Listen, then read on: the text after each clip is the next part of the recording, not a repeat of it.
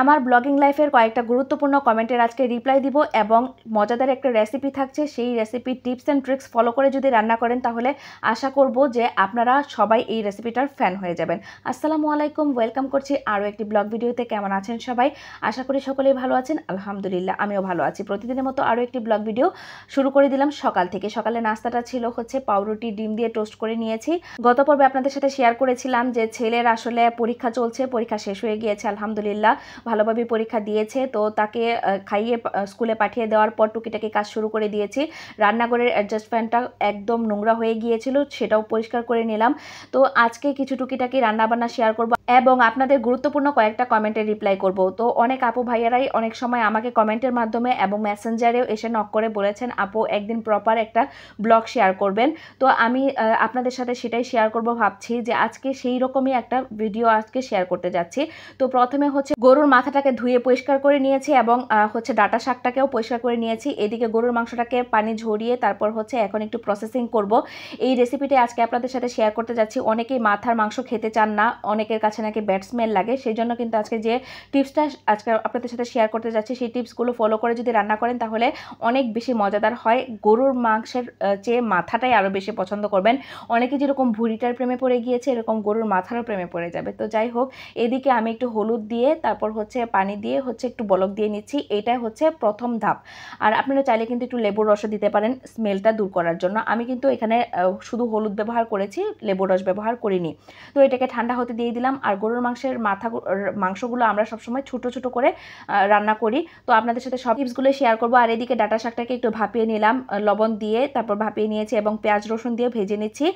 আর আমি আপনাদের গুরুত্বপূর্ণ কয়েকটা কথার উত্তর দিই, সেটা হচ্ছে যে আপনারা অনেকেই আমাকে বলেন আপু প্রপার ব্লগ শেয়ার করতে। প্রপার ব্লগ যদি শেয়ার করতে যায় আপু ভাইয়ারা যারা আমাকে বলেছেন তাদের উদ্দেশ্যে বলছি যে ভিডিওটা অনেক বেশি লেন্দি হয়ে যাবে এবং ভিডিওটা লেন্দি হয়ে গেলে তখন কিন্তু আপনারাই দেখবেন না, কারো আসলে এত সময় নেই এত লেন্দি ভিডিও দেখার জন্য। তবুও আজকের ভিডিওটা প্রায় 5 মিনিটের মতো হয়ে গিয়েছে, অনেকেই দেখতে চায় না। ইউটিউবে লং ভিডিও দিলে অনেকেই ভিউও করে, কিন্তু ফেসবুকে অনেকেরই হচ্ছে 30 সেকেন্ডের ভিডিও দেখারও ধৈর্য নাই, 10 সেকেন্ডের ভিডিও দেখারও অনেকেরই ধৈর্য নাই। ভিডিওটা আপলোড হতেই কমেন্ট করে চলে যায়, এরকম করে।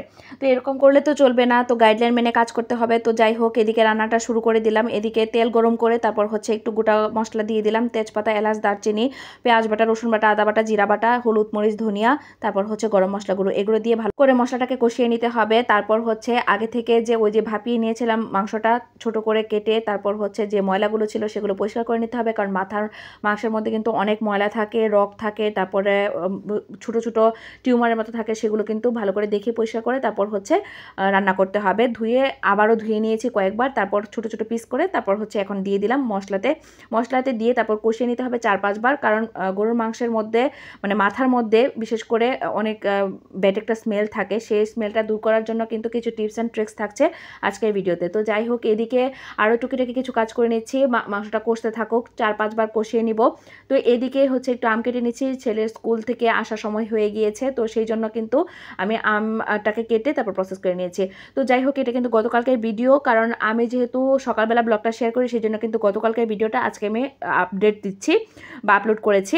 তো যাই হোক, অনেকেই হয়তো প্রশ্ন করতে পারেন শুক্রবারের দিন কি করে হচ্ছে আমি আমার ছেলে স্কুল থেকে আসে, সেই জন্য আসলে ক্লিয়ার করে দেওয়া। আর যে ডেলি ব্লগগুলো আপনারা দেখতে চান সম্পূর্ণ কাজ যদি শেয়ার করতে চাই তাহলে কিন্তু একটু লেন্দি ভিডিও হয়ে যায়, সেই জন্য কিন্তু আমি এত বেশি লেন্দি ভিডিও দেই না, কারণ আমি ছোট ছোট ভিডিও দেওয়ার চেষ্টা করি যাতে করে আপনারা সম্পূর্ণ ভিডিওটা দেখেন, আপনাদেরও লস না হয় আমারও লস না হয়, কারণ আমার লসটা হয়ে যায় কারণ আপনারা সম্পূর্ণ ভিডিও দেখেন না দেখে কমেন্ট করে চলে যান। তো আমিও কিছু আম খেয়ে নিলাম আর এদিক দিয়ে মাংসটাকে একটু ঝোল দিয়ে তারপর হচ্ছে আবার একটু পেঁয়াজ রসুন দিয়ে তারপর এখন মশলাটাকে একদম শুকিয়ে ফেলবো, ঝোলটাকে শুকিয়ে একদম মাখো মাখো করে ফেলবো। আর এদিকে নামিয়ে নিয়েছি, তারপর তেল দিয়ে দিলাম, পেঁয়াজ, তারপর হচ্ছে রসুন কুচি দিয়ে দিলাম, এটা বাগারের জন্য। দেখেন কি পরিমাণ শুকনো করেছি, কারণ গরুর মাংসের মাথা বা খাসির মাংসের মাথা যেটাই রান্না করেন না কেন এরকম শুকনো শুকনো করে খেলে কিন্তু অনেক বেশি মজাদার হয়।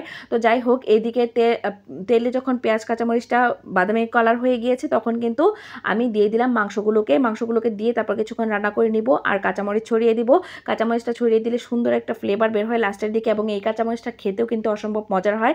তো যাই হোক, কথা বলতে বলতে আমার রান্না শেষ হয়ে গিয়েছে। আর আমার ডেলি ব্লগগুলো আপনাদের কাছে কেমন লাগে অবশ্যই কমেন্ট করতে ভুলবেন না। যারা সম্পূর্ণ ভিডিওটি দেখেছেন তাদেরকে অসংখ্য ধন্যবাদ, যারা সম্পূর্ণ ভিডিও দেখে তাদের কমেন্ট দেখলে বোঝা যায়। তো আজকের মতো এই পর্যন্তই, ভালো থাকবেন, আল্লাহ হাফেজ।